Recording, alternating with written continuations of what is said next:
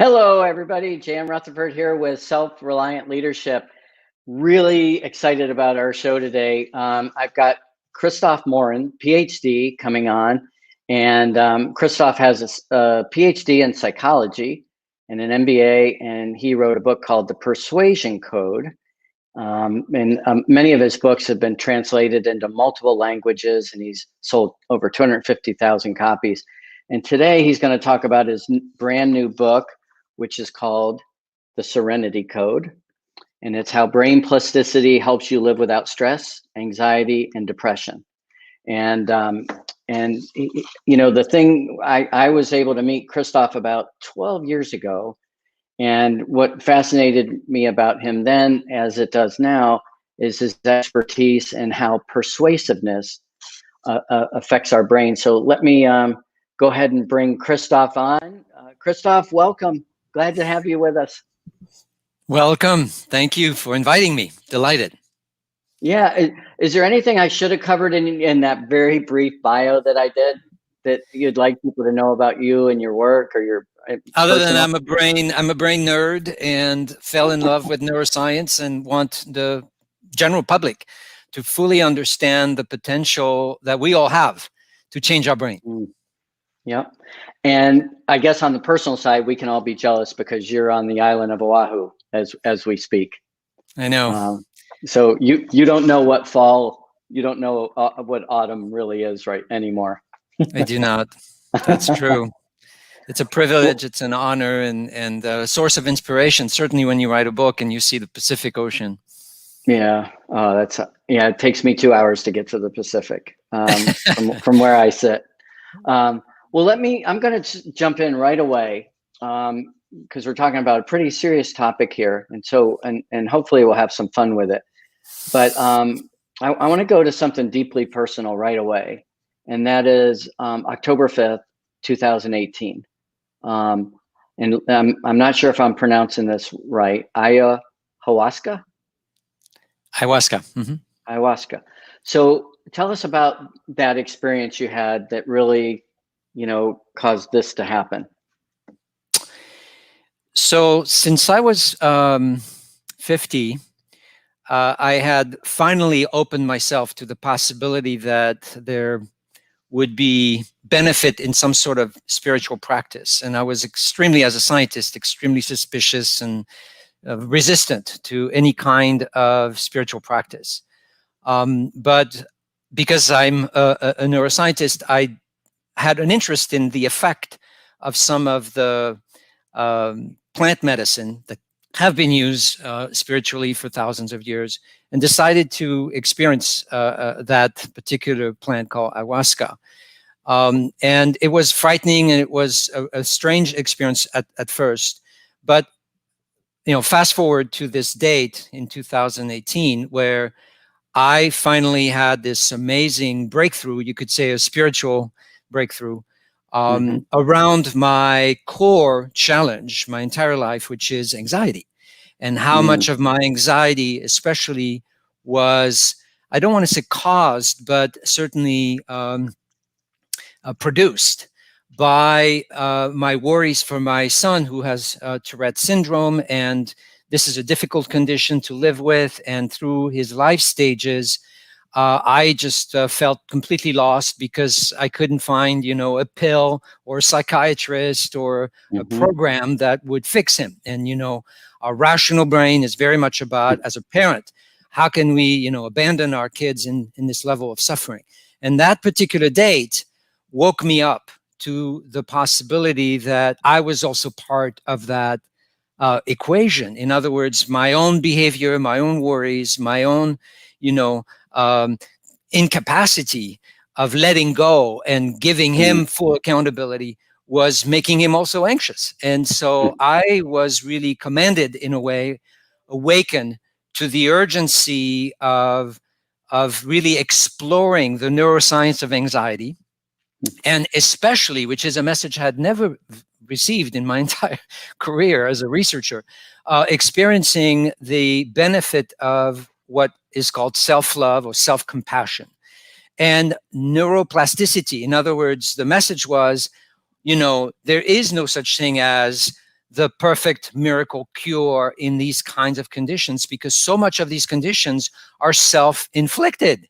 And so if you don't stop at the source, the nature of how you respond to anxiety, the pill or the program or whatever is just never going to show up, right? So I had this really profound experience of waking up to the possibility that I could rewire my anxiety. And by doing so, I could most likely, and that's my hope, certainly, help thousands of people in the process. What did it feel like when you took this? I mean, oh, it's well known to be sometimes pleasant and sometimes not pleasant at all. The purpose is definitely not, as you would imagine, to be recreational. All the sessions are typically conducted with shamans and songs, and there's a protocol that is, again, ancient and highly respected among certain tribes. So there's potentially a lot of sickness involved, but that sickness, whether it's purging or getting sick, in other areas, is really meant to clean. There's a cleansing aspect. And then, of course, we know now, neurobiologically speaking, that you're effectively getting excessive serotonin to your brain, and the flooding of that excess serotonin is known to put you in a state that can make it much easier to examine without judgment your patterns, your coping mechanisms. The part, of course, about human psyche that is so difficult is we're constantly, judging ourselves and filtering ourselves. And sometimes we're very hard on ourselves. And if you can't just let go of this naturally, well, through, psychedelics, but other methods like meditation or prayer, you can finally cut off that judgment. And from that, open up to, different interpretation. As you describe it, and visually, I mean, I almost see it like there's a whole bunch of roadblocks, and you're opening up things. Again, those are all self-imposed, and you're opening that up for that flood of serotonin, which is, I guess, not an exaggeration to say that would lead to some degree of enlightenment. That's new right. Insight, right? That's right. There's a favorite author of mine, and I would encourage anyone listening to the show to check his books out, called Andrew Newberg. And Andrew is a neuroscientist and really wanted to explore the effect of these altered states of consciousness, and particularly meditation and prayer. And he put people in functional MRI, and he started to observe, once they induce themselves into this state of either meditation or prayer, he wanted to see what was going on in certain parts of the brain. And he did find this, push of serotonin. And also he found that certain areas in the brain that are typically responsible for anchoring ourselves, like in a space, making sure we know who we are, we know where we are, those areas in the brain were shut down because of the state of meditation, prayer. And that's the same thing that happens with many psychedelics, not just ayahuasca, but MDMA or even LSD. And you find yourself, with a brand new mind to some extent, which doesn't obsess about you and your ego and your place and your urgency of, defending yourself from the environment. All of a sudden, none of those, preoccupations seems to exist. And that gives the possibility of higher states of consciousness. So, the term consciousness can be used, in all kinds of directions. But in my case, I realized for the first time in my life that I had this access, this amazing power within myself to truly believe that I could do something that doesn't involve the pill or, seeing a therapist. Right. Which I'm not against. But I truly believe today, with the magnitude of the problem and the rise, which is unprecedented, of stress and anxiety worldwide, we have to find and disseminate solutions that do not require, the complex process of, prescriptions, and seeing mental health people is not always easy or possible.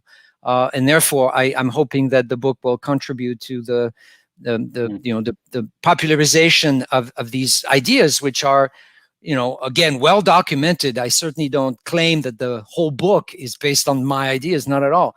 It's just a consolidation of knowledge that we now know is serious about our ability to use brain plasticity and rewire our capacity to experience more serenity.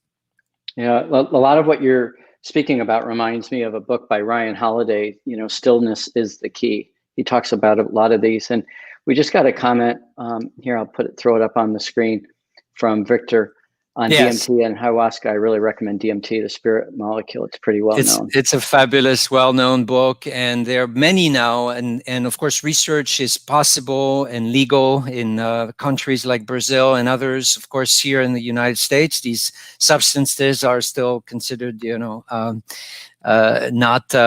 legal. And at the same time, there's been an opening, generally speaking, of research on psilocybin and magic mushrooms and LSD and especially in big trauma situations, which you're a vet, so you understand the seriousness of these types of mental disorders. There's very, very encouraging research showing that under these kinds of substances, all controlled. I mean, we're not talking recreational here, controlled and delivered, responsibly and all that. Vets are able to address, trauma issues, which they just never were able to. You have end-of-life issues also addressed by these substances. So we're finally, I think, as a species, waking up to the potential of how they can help us feel better. Yeah, and you in your book you talk a little bit about why self-help formats fail at the very beginning. Can you discuss that a little bit? Just why you think this is different than a lot of other formats? Yes. So in the book, of course, I talk a lot about the division in our brain of labor, so to speak, between two areas. One is called the rational, which is the newest part, where we think, we can make decisions and so on. And the primal is the brain that we've had, for millions of years, that takes care of our survival, that takes care of monitoring our breathing, digestion, and so forth. And so in the book, I want to teach people how difficult it is to manage the dominance of the primal brain. And what's difficult for a self-help book is typically it's immediately tapping into the rational brain. It's saying, you should know better. These are simple, techniques that you should be using. So it's coming at it from a top-down perspective. It's like you can bring the energy into your rational brain. The problem with that is it's extremely difficult, especially when you're depressed or stressed, to access your rational energy, because by definition, you're already, whether you recognize it or not, you're already hijacked by the primal brain. So you have to basically gently, untie that primal brain. And what I do in the book is I tell people, you can do that without just reading or thinking, by watching a video of people playing with their pets, by walking for 30 minutes outside. These are ways to actually calm down your nervous system, and it's well documented.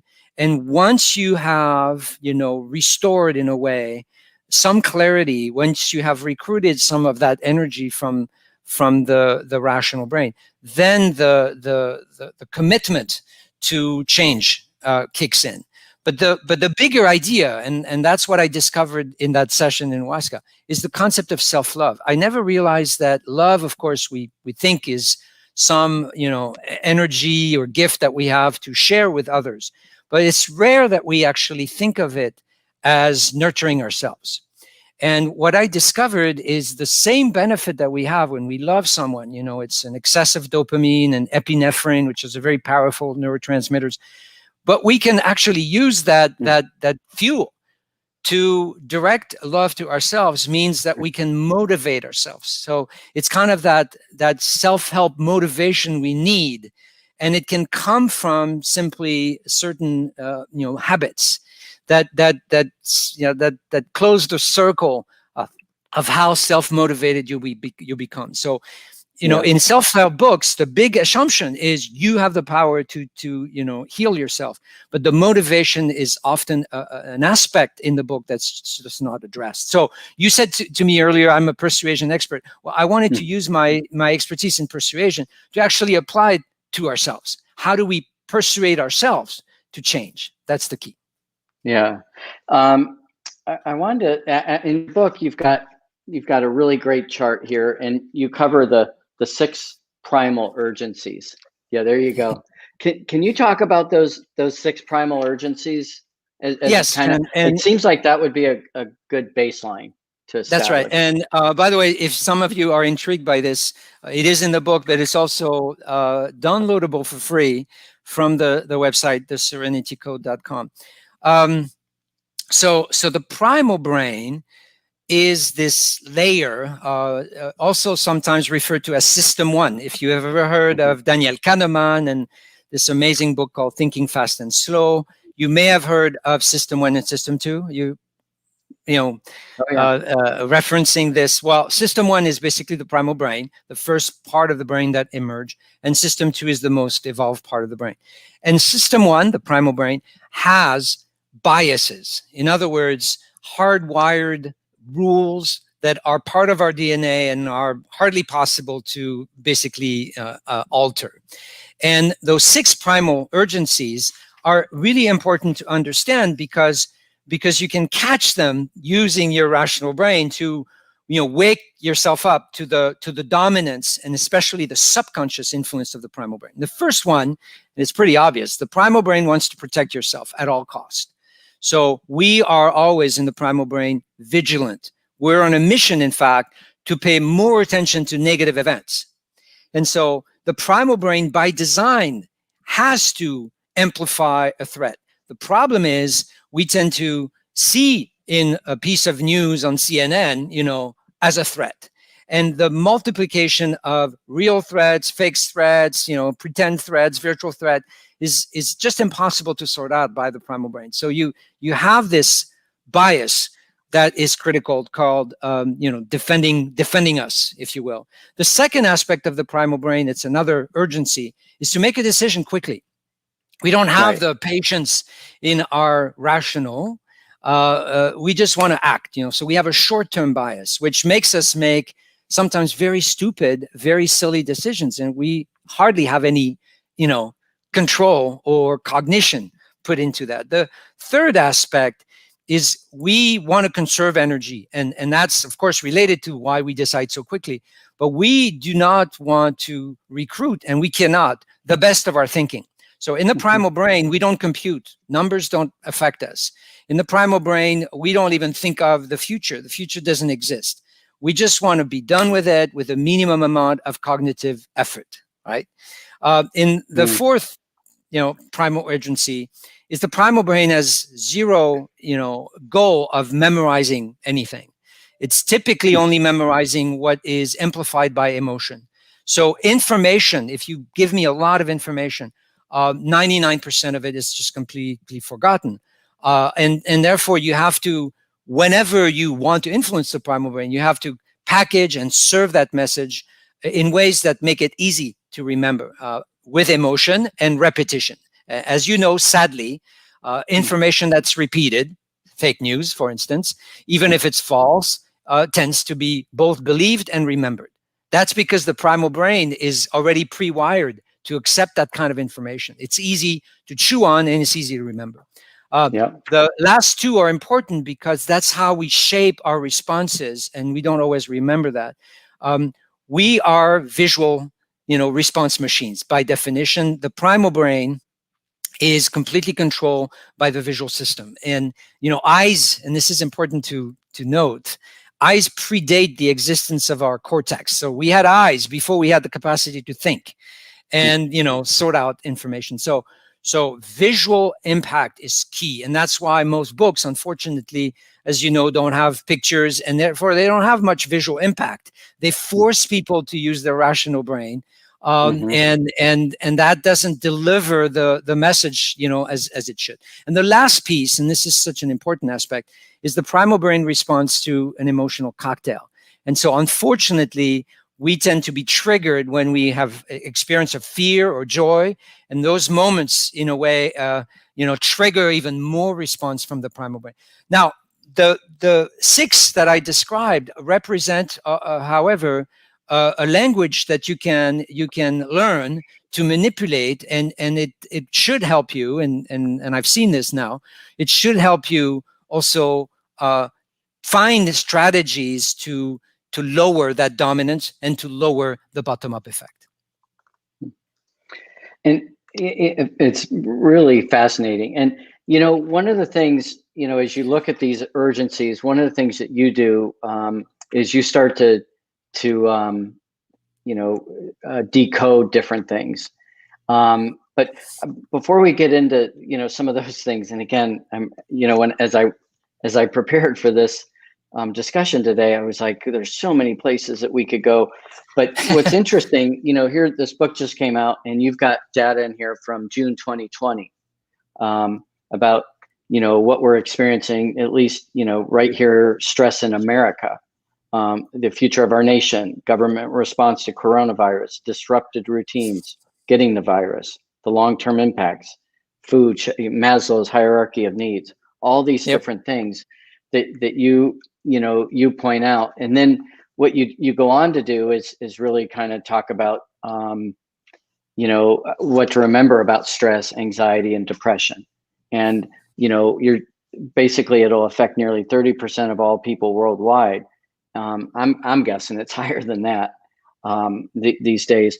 I mean, what other baseline is helpful to know about kind of our current state, and to take a step back? Because, lately it's been sort of, there's been a lot of talk, it's okay not to be okay.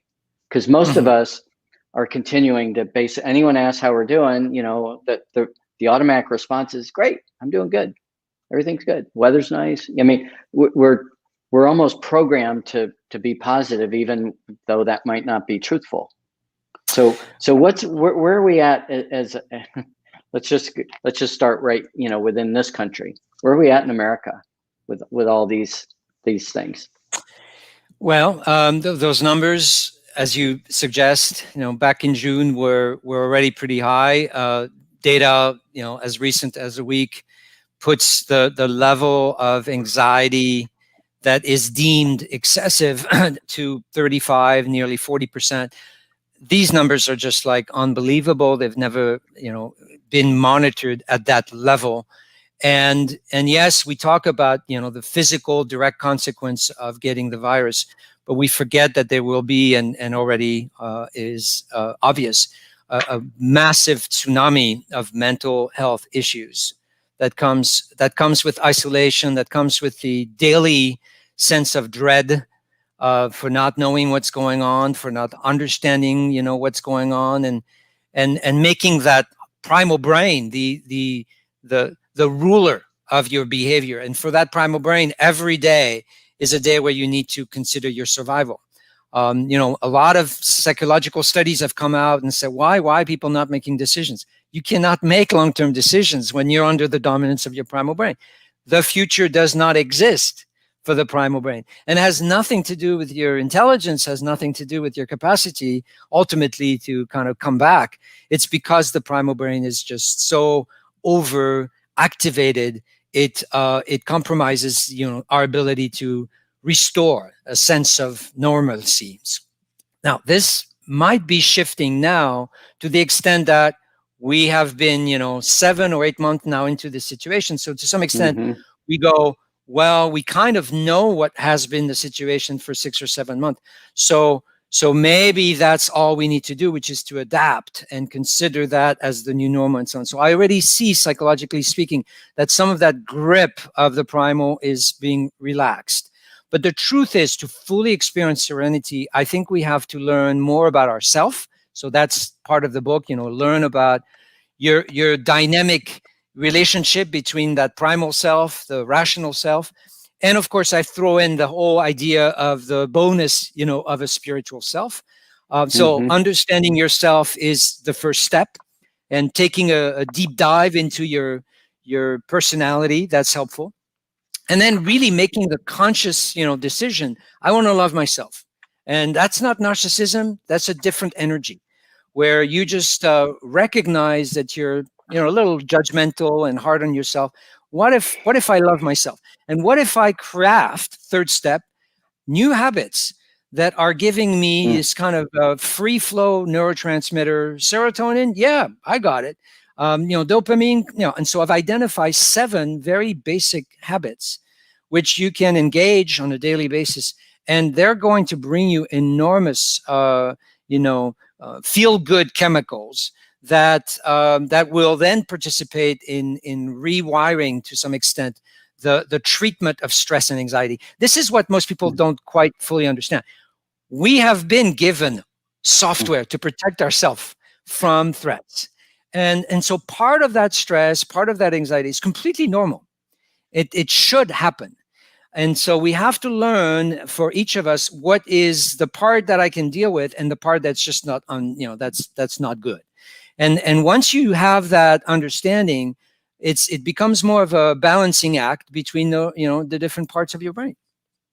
It's interesting. I mean, so you kind of went through decoding, what you call in your book, decoding the self, yep. And then decoding habits. It's interesting, as an executive coach, there's times when I'll see their self-blame is sky high.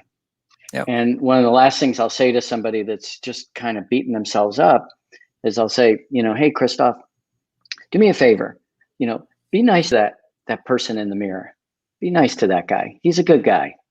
And when I say that to people sometimes that are, having a rough day, they almost break down because they realize that they're being brutal on themselves.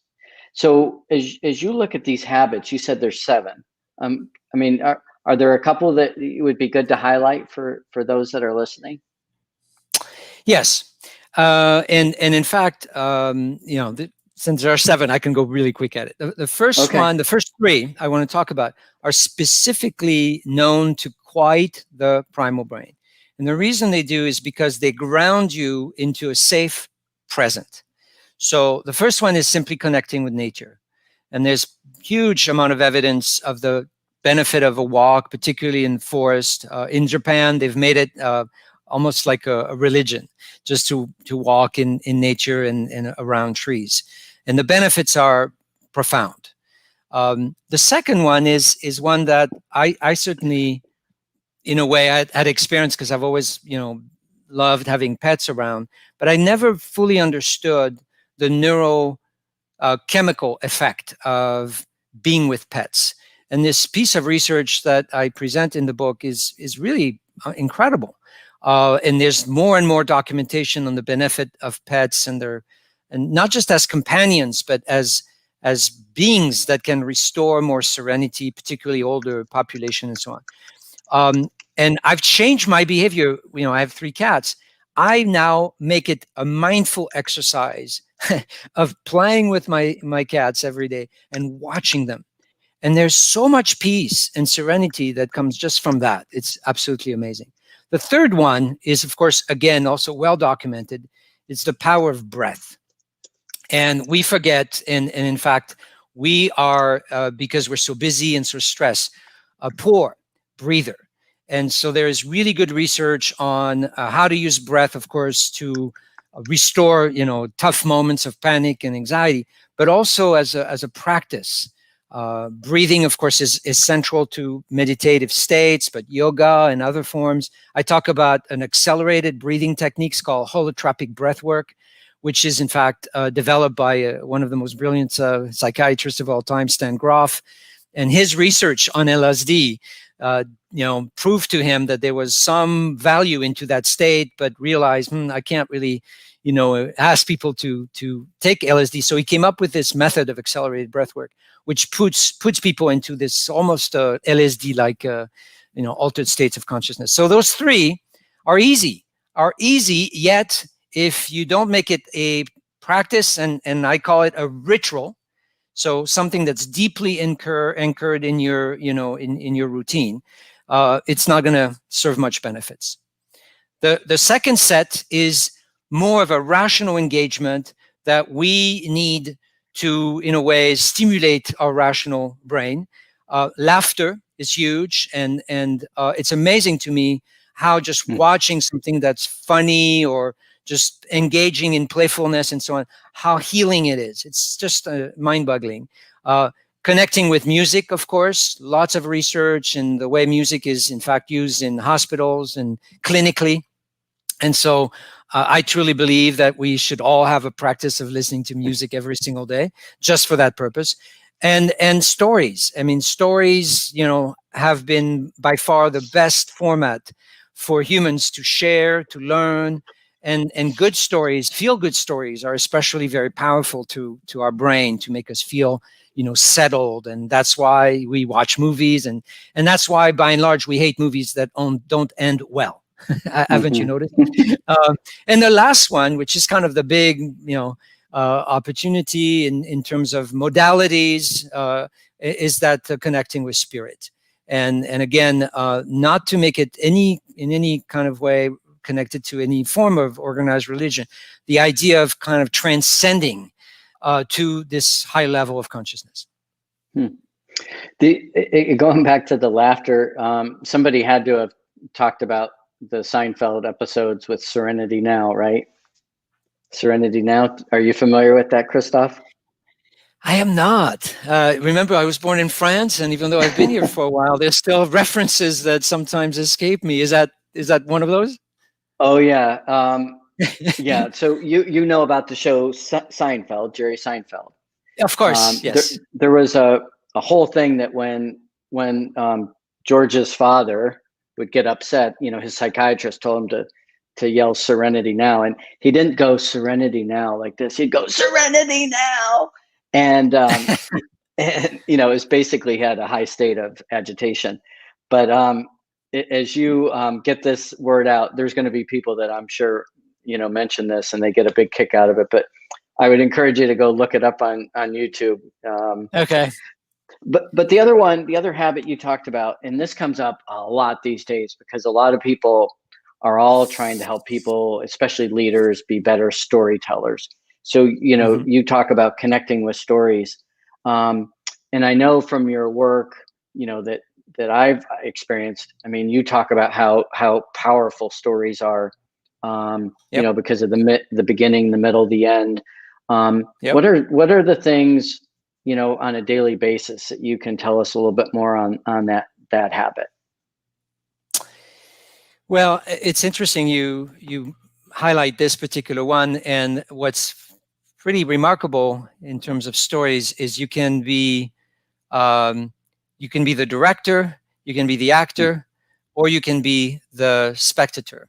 So what's really fabulous about story is how it can engage so many areas of our brain. For instance, when we watch a movie, it turns out that, especially if it's a motion picture, our visual attention, 80% of it goes to the character's facial expression. So when we absorb a story, most of that experience is about our fascination for how are people feeling in that story. Are they stressed? Are they happy? And so on. And you may have heard, and I talk about it in the book, about mirror neurons. These are very special neurons that were discovered 3 decades ago by Italian neuroscientists. And these neurons are able to duplicate or mirror, which is why, of course, they're called that, others' either behavior, like motor behavior, or feelings.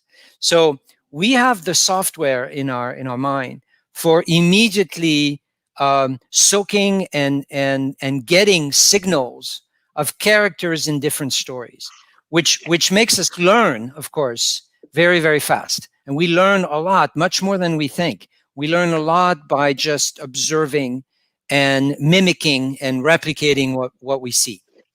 And so the benefit of watching stories is doing that, is feeding your brain's desire to learn about characters and so on. But you can also write and direct your story, and by doing that, it becomes more of a creative exercise. It becomes an opportunity to be with yourself and your mind and so on. So yes, you're right. I'm fascinated by the power of stories, and stories of been, around for thousands, hundreds of thousands of years, and they're here to stay. And we need to learn, certainly as leaders, we need to understand the power of stories on others and the power of crafting and delivering stories, for sure. Mm. So much of what you talk about reminds me of what happens on the wilderness expeditions that I lead, called Crucibles. And again, the big takeaway always is the same thing. You've got to slow down to speed up. And that, we call it a digital detox, that people get out there and they slow down, they figure out what's important. A lot of what you're saying, again, you use the word serenity. But what's interesting is when people get out there, they know they need to do this, they know they need to slow down, but a lot of them don't realize how stressed out they are until they get out there and stop. So, again, with the pandemic going on, I think most people know they're stressed out, they're anxious, there's bouts of depression. So I think that might be different than it was a year ago, that we know that. But, again, I think a lot of Americans might be uncomfortable with that whole term of self-love. There's all kinds of connotations there. I wonder if there's, a different phrase that you might use that people, say, hey, if you don't take care of yourself, this is going to lead to all kinds. I mean, if you're saying we can rewire our brains for more serenity, and that'll lead to better mental, emotional, and physical health, how do we get people to even, basically take the first step? Yes. Well, again, the first step is awareness. The first step is to understand whether or not you're anxious or stressed. You're right. Most people would say, yeah, I'm anxious or stressed. But to understand where is that affecting, the coping mechanisms. What are some of the patterns that you may not be aware are happening below the surface. So awareness is key. The second is to really accept this very simple idea, now well documented, that you need to direct some of that attention on yourself. And if self-love is not the right way to call it, self-compassion is definitely a term that is more academically used to describe what I'm talking about. In positive psychology, self-compassion is a big deal. Self-care, self-liking. And yes, you're right. I mean, in fact, I talk about the history of self-love as being, very contentious. And in fact, religiously, the whole idea was very highly criticized. Yeah. And it's about time we wake up to this idea that how can we not, nurture ourselves? So it's more this idea of nurturing, of being in tune with ourselves, and recognize that so much of our growth and our serenity is not going to happen on its own. It has to come from a different relationship with ourselves. And I get it. I get that many people are not comfortable with that. In fact, culturally, you could say, since I'm French and I've traveled all over the world, I would say Americans are sometimes much harder on themselves.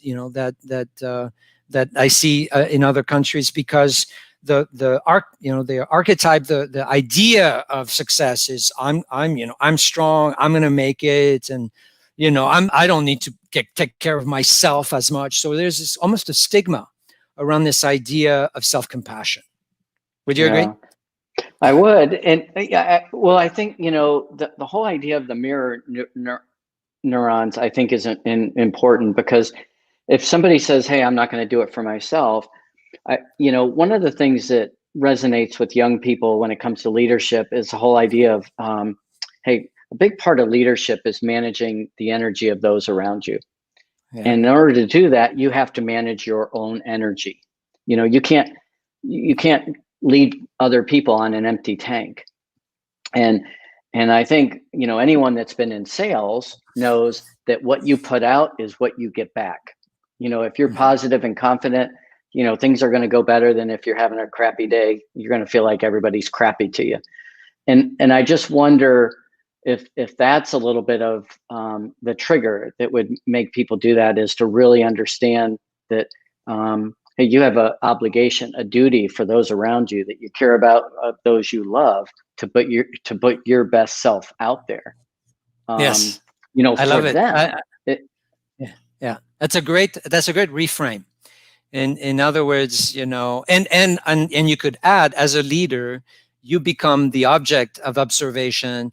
You will influence through the mirror neurons of your tribe. You will influence the way they feel. And if you inside feel anxious or have self-worth issues, that energy, that part of you is going to be picked up. But if you exude, centeredness, groundness, confidence, calm, composure, that's contagious. Yeah. Well, so much of, I've got two mastermind groups that I work with. One is senior executives and one is all veterans that are now out of the service. And in both groups, a big thing that comes up is, balance and boundaries. And last week we had a whole discussion about boundaries and Brene Brown's work, and that if you don't do that, you're just going to, it's sort of like, you're just going to be taken advantage of. The good horse gets worked to death, that we take on, we take on more and more and more, and we don't basically put boundaries up and say, this is time for self-care. This is, I'm going to invest time so that I can be my best for other people. And, I think I just saw a stat the other day that something about, people have worked more hours in the last 7 months. The number of hours that have been worked because people are at home is way more. And I was thinking about that today. I was driving to get my annual physical, and I can't even remember the last time I was out driving in the middle of the morning. And I'm like, God, this is a whole new world that I haven't seen, because I'm most of the time in this office working. Right. And I think I'm pretty good about getting out on bike rides and hikes and walks and things, but it's become routine. And I think part of it is looking at, things to break routines too, to have, different insights. Yeah, routine is really important. I talk a lot about that in the book, and the concept of habit. We sort of take it for granted, but there is a real science behind. In fact, there's an excellent book called Habit. But in mine, I do talk about the neuroscience of habit, and how crucial it is for our nervous system to have this sort of regular, schedule of commitments that clearly bring peace and joy and consciousness. And we need it. It's really something we've lost. So a lot of what I talk about, I think, is when you look at the way indigenous or ancient civilizations were organized. And I know we can't live the way people lived 15,000 years ago, but they didn't spend 12 hours on a screen. That's what we do, on average, 12 hours, right? We consume media for the most part. It's something we've been sucked into. And so what I'm suggesting is kind of bring back the wisdom, and so much of what you do in the wilderness, exercise is very much about grounding back to who we are. That's animal nature, this part, we are guests on the planet, all these good, powerful messages about what we should do to keep it clean and safe and keep us safe as well. So, yeah. Well, I know this is, to say this is your passion, it would be a gross understatement. What you're trying to do and the change you're trying to make. I remember before you got your PhD, you were so passionate, and you knew, that there was some academic rigor that you wanted to apply to some of the things you've done. So I think what's really interesting is you're a man of science, somebody that really understands the rational part of our brain, but also the primal part. That's what I has been a common theme in all that you've done. And I think, that's just an interesting approach these days, because oftentimes we're either getting one side or the other, not somebody that's coming at it from two different. For the leaders that are listening and businesses out there, we know that mental health is a major issue that's going to affect their productivity and efficiency to come. We know that not everybody is going to produce, put a certain amount of output every single day. It's just, most of us are like this right now.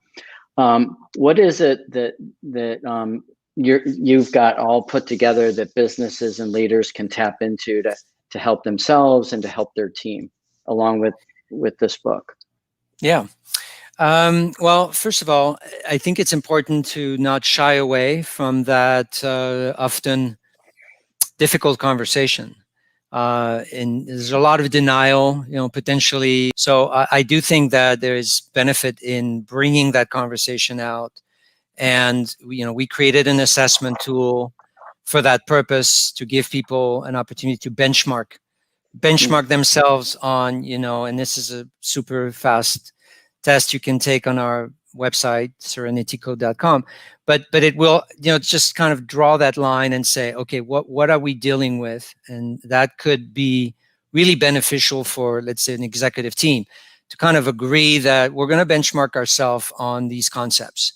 And then once we learn where we are, maybe there are, healthy aspects that are discussed in the book that can be regularly discussed and promoted.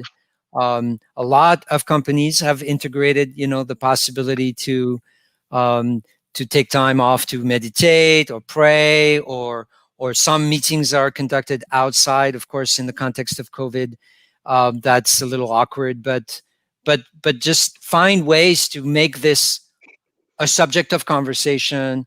Mental health is also related to productivity. And if your team is unproductive, you can't just blame it on, skills any longer. You have to recognize that the psychological health, the motivation is a central aspect of productivity. So that's what I would, recommend, is just be willing to open that conversation. Yeah, we interviewed Jeffrey Pfeffer a while ago, a professor at Stanford, and I remember asking him about leadership metrics. And one of the things he said it'd be great if you could really find out what the use of antidepressants and anti-anxiety meds are on your team, because he's like, I'm positive there's a link between effective leadership and mental health. And we know in the McKinsey work that's come out recently, 25% of our well-being is tied to work. And as you go downstream, about 86% of that work score is related to the boss, that the boss has a lot of effect on mental health.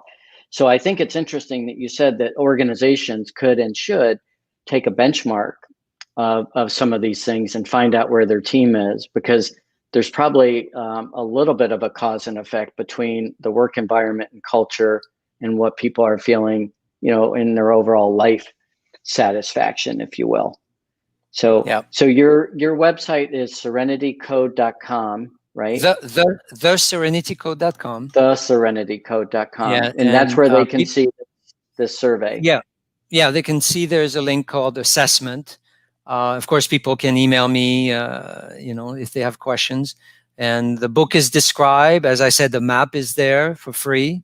I'm keen to, in fact, provide a tool that people can use to understand the concepts. If they don't want to read the book, that's fine with me. I really want to make sure I can disseminate the essence of what I teach here in just a few minutes.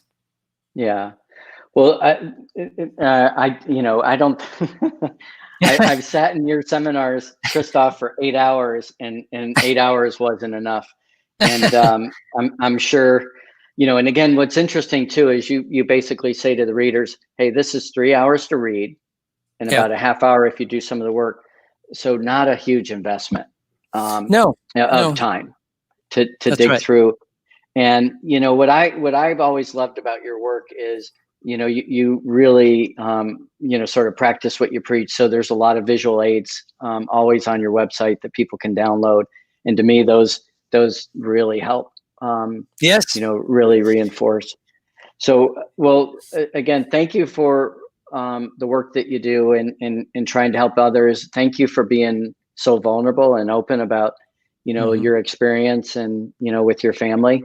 Yep. That takes a lot of courage. Thank you. Thank you so much for having me. It's always a pleasure to visit with you, Dan, and your work is profound. I know that. So we'll meet again, I'm sure. Yeah. All right, Christophe. Well, thank you again. And again, hope Thank everybody you. picks up the book, The Serenity Code. All right. There you go. Thank you, guys. All right. Take care. Bye-bye.